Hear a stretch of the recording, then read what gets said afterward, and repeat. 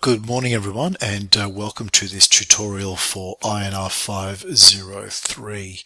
I've been asked by several students to put together a quick overview of the I2 site for INR503 as they're finding it slightly overwhelming on where to find information to ensure that they have a successful outcome at the end of the session. So we'll go through some of the key links that are on this site for I2. So when you click on the I2 site for INR503, you will come to the welcome page, which is the landing page that you currently see here, which is the welcome to INR503 page with that lovely video of myself introducing the subject. On the left hand side you have links which guide students to different features and functions, articles, legislative requirements, and also some of the assessments and instructions on the assessments in itself, and also some of the content that you will be required to review, analyze and critique as you go through this subject. But one of the most important pieces of documents that students need to review is the subject outline. Now, this document has most of the information, or should say most of the instructions that are required for a successful outcome at the end of the session. It goes through the learning outcomes and key objectives of INR503, breaks down the three assessments, assessment information in terms of academic integrity, referencing and so forth, the schedule of this subject, as well as my details if required. Announcements, any case studies or comments or anything that I need to announce to the wider community can be found on the announcements link or tab. Discussions. This is where you can drop feedback, drop comments, questions outside the online session. If it's purely just on one-on-one conversation, or you're not sure of something, or alternatively, as I've stressed, is that you can always contact me as well on the number provided. The online meeting room is pretty much where all the action happens for 5 one-hour sessions. If you click on the online meeting room link here, it will take you directly to this page here. Some of you may be familiar with this, some of you may not be, and this is where you'll see the presentation, and chats, imagery, who's in the room, and then other podcasts, polls, or comments that may be required throughout the sessions.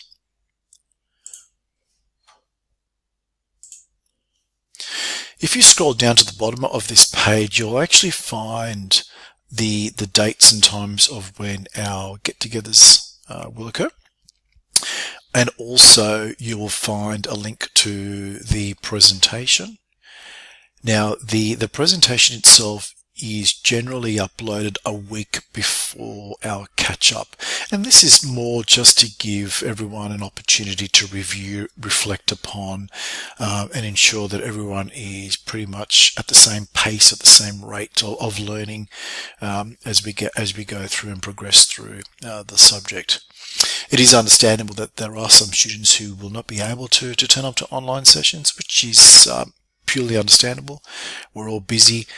There are things at work, especially coming closer to Christmas, that will require you to focus on what is required at the time rather than the online session.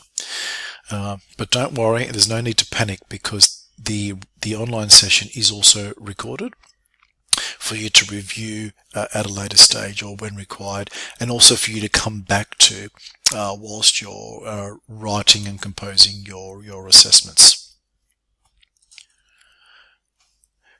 We now come down to the learning content and activities. So this section here pretty much has the content that has been provided for you to review on, reflect on, and so forth. But again, as postgraduate students, this just forms the foundation work that is required. It is expected that students will do their own research and their own analysis outside of what has been provided. The first folder, the student resource folder, just gives an overview of getting started, how to reference correctly, and then a couple of case studies that you may want to use throughout the assessment itself, or in later in later assessments in other future subjects that you may take on. The next link is the Fair Work Act itself. The actual piece of legislation there. If you haven't done so, I highly recommend you download a copy of the Act.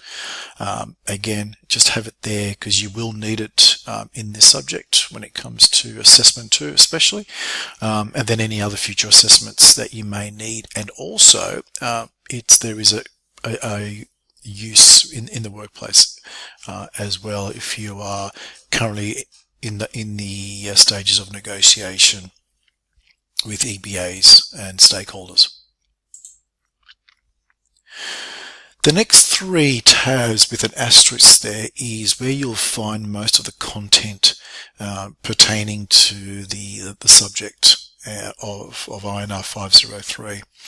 So the function tab itself goes through the objectives of the IR practitioner. What is the IR practitioner itself? So the basics, the information that forms the basis or the overview of the function of industrial relations. The next tab looks at how to be effective communicator, talks about selection and processing, grievance and dispute process, which we've just covered. And then it moves on to dismissals, retrenchments, equity training, troubleshooting, and investigations. So these are all pretty much processes and procedures that you should have in place, or if you don't have in place, this would be a great tool to start with when rewriting or actually implementing a new process itself. The final one is the process of resolution. Again, more about negotiation with EBAs and collective bargaining. So in our next online session, we'll be talking about the features of log of claims, look at some of the tools needed for effective negotiation. What are the benefits of having an advocate at the time, and then also enterprise bargaining, which we'll look at a later stage. So these 3 with the asterisk are where you'll find most of the content as well as the textbook. But as I said earlier, it is expected that you would do your own personal research above and beyond what has been provided here. The next 3 tabs look at the assessments itself. So assessments 1, 2, and 3. Assessment 1 is where you would upload your reflective journal, and it's pretty much simply, I'll just do that again.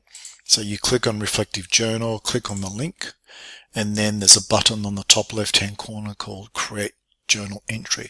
Again, you just click and type away, and you would actually populate that template, and it would actually appear over here on the right hand side for me, so I can then just open and mark accordingly.